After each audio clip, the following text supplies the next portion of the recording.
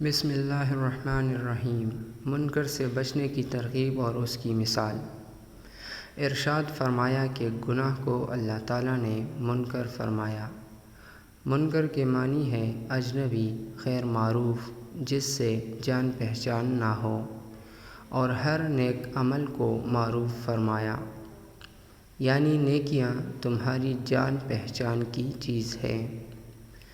جان پہچان والے سے وحشت اور گھبراہٹ نہیں ہوتی، اور اجنبی سے وحشت ہوتی ہے، اور نیک عمل کیوں نہ کر معروف ہے، کوئی اجنبی چیز نہیں ہے، اس سے تمہاری جان پہچان ہے۔ لہذا نیک عمل کرنے سے کبھی وحشت نہیں ہوتی، بلکہ اور اطمینان اور خوشی حاصل ہوتی ہے۔ اسی لیے جس سے جان پہچان ہے اسے اختیار کرو، اور منکر، اجنبی اور غیر معروف کے پاس کیوں جاتے ہو؟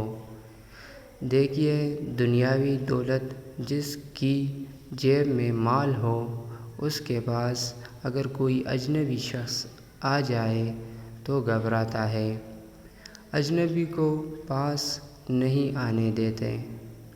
تو تعجب ہے کہ جن کے پاس ایمان کی دولت ہے وہ کیسے منکر کو پاس آنے دیتے ہیں۔